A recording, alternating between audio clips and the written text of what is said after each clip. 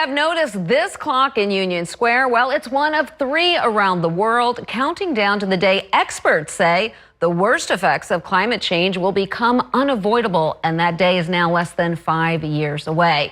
Joining us now to talk more about that is Gan Golan, one of the co-founders of Climate Clock, and Brooklyn City Councilmember Sandy Nurse. Thank you both for being with us. Great, wonderful to be here. Gan, let me start with you. What inspired this? It certainly gets a lot of attention.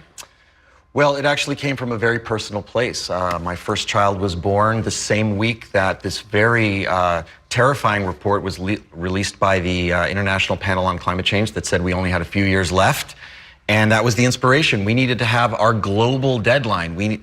Everywhere in the world, we needed to have a global timekeeper telling us to stay on track to meet the climate deadlines we have and implement the positive climate solutions that we need to avoid the worst impacts of climate change, but also to secure the just, livable future that we deserve for ourselves, for our children, and for future generations. And so this gives us a very crystal clear mission, and it's meant to keep us on pace and on time to creating the future we need. And the deadline also is to stay under 1.5 degrees Celsius of global temperature change. That's right. It tracks the scientific measurement of a global tipping point that we do not want to cross, which is a 1.5 increase in global warming. And that just means it's a scientific way of saying things getting really, really bad. We don't want to get there.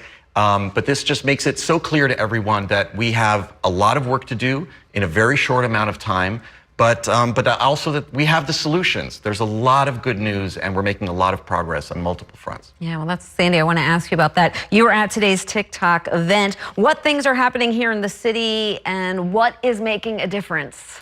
Yeah, well, I thank the Climate Clock for hosting this event and for doing it for a couple of years now. We also had the Climate Clock at City Hall a few times. And it's really this call to action that we're bringing here into the City Council.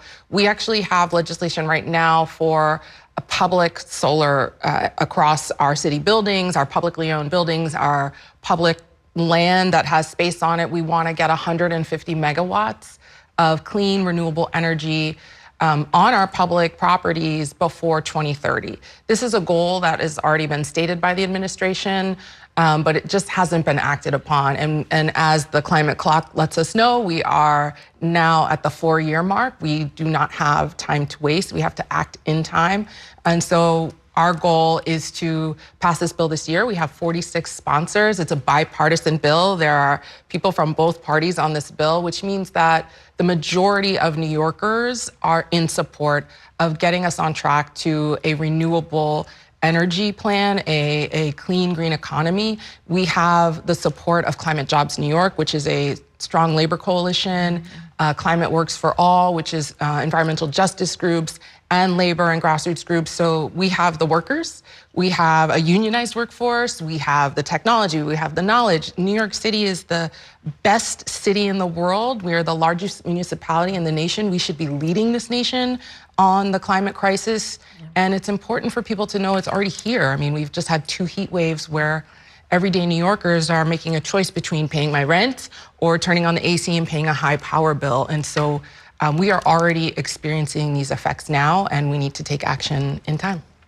You talked about a lot of what's going on here. What do you want to see here inspired by this and also around the world? Well, today, activists in over 30 countries were taking action to pressure their economic leaders, corporations, and political leaders to implement the kind of changes that we're seeing happening in New York City. And that needs to happen everywhere. And the Climate Clock is a tool that anyone can use. We can put it in schools, and we can bring it to the halls of power to make sure that our leaders are working to transition away from fossil fuels towards renewable energy and to act in time.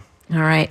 Gan Golan with the Climate Clock and City Councilmember Sandy Nurse. I want to thank you both so much for your advocacy and for joining us here tonight. We appreciate you being here.